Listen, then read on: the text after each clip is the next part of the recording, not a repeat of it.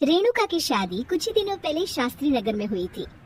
रेणुका बहुत ही आलसी लड़की थी। वो दिन भर बेड पर सोती रहती या फिर मैगजीन पढ़ती रहती और घर के काम भी धीरे धीरे ही करती। एक दिन उसकी सास उसके पास आती है। बहू, आज बेसन का चिला बना दे, बड़ा मन कर रहा है। हाँ मम्मी जी, बनाती हूँ थोड़ी देर में। थोड़ी देर में? अरे थोड़ी देर में तो रात के खाने का वक्त हो जाएगा बहू। अच्छा मम्मी जी, तो फिर आप रात का खाना ही खा लीजिएगा ना। हे भगवान, कैसी आलसी बहू मिली है मुझे, हर काम को बस टालती ही रहती है।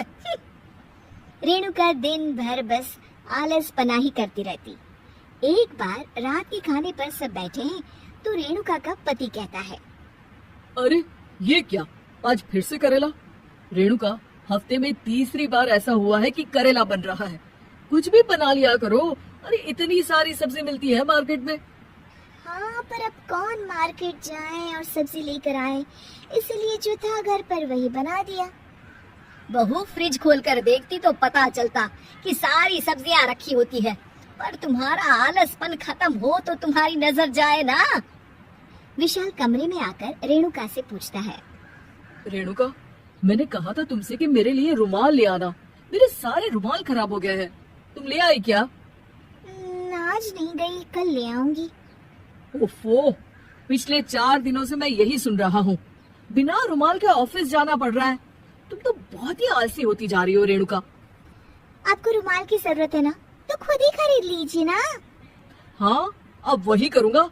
तुम्हारे भरोसे बैठा रहा तो कुछ नहीं होगा।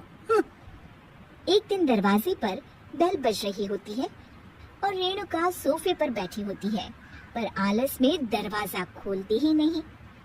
अरे बहू, कितनी देर से बेल बज रही है? क्या कानों में रुई डालकर बैठी हो जो सुनाई नहीं दे रही बेल? मम्मी जी, अब आप आ ही गई है तो आप ही खोल दीजिए ना दरवाजा। क्यों मुझे ताना मारकर और देर कर रही हैं? अरे वाह, उल्टा चोर कोतवाल को डांटे। सास दरवाजा खोलती है तो उसकी पड़ोसन दरवाजे पर खड़ी होती है। दरवाजा खोलने में इतनी देर क्यों हो गई? सब सो गए थे क्या? और ये अभी कोई वक्त है क्या सोने का? हाँ? अरे नहीं नहीं, ऐसी कोई बात नहीं है। आइए आइए, आप लोग अंदर आइए। ओफो, इन सबको भी अभी आना था। अब मम्मी जी लगा देंगी मेरी ड्यूटी किचन में। बहू, पकोड़े तल दे, बहू चाय बना दे। अरे बहू, सो गई क्या? कब से आवाज दे रही हूँ, जा चाय बना कर लिया। हाँ मम्मी जी, अभी जाती हूँ थोड़ी देर में। सास रेणुका को आंख दिखाती है। मतलब थोड़ी ही देर लगेगी चाय बनाने में, अभी ले आती हूँ, बस झटपट। रेणुका रसोई में जाती है और इसी आलसीपन में वो चीनी की जगह नमक डाल देती है। जैसे ये सब चाय का घूंट भरते हैं, चाय थूक देते हैं। थू थू थू थू, ये कैसी चाय बनाई है तूने रेणुका? इसमें तो सारा नमक भरा है। हाँ, और ये पकोड़े, इसमें इतनी मिर्च है कि मेरी तो हालत ही खराब हो गई खाकर। और रेणु जी, आपकी खातिरदारी में पहले तो कभी कोई कमी नहीं रहती थी, पर जब से आपकी ये बहू आई है ना, मामला कुछ गड़बड़ा सा गया है।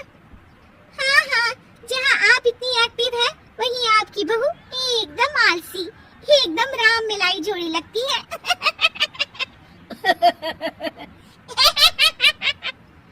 अच्छा जी, चलते हैं अब। नमक वाली चाय पिलाने के लिए बहुत बहुत शुक्रिया। सब वहाँ से चले जाते हैं। अरे तूने तो मेरी नाक ही कटा दी बहू। वे लोग क्या सोच रहे होंगे मेरे बारे में? मम्मी जी, मैंने तो शक्कर ही डाली थी, पता नहीं नमक कैसे बन गई शक्कर। शक्कर नमक नहीं बना बहू रानी, तुम्हारा ये जो आलसपना है ना, ये उसी का नतीजा है। सॉरी मम्मी जी, अब मैं ये आलसपन छोड़कर सारे काम अच्छे से मन लगाकर करूंगी।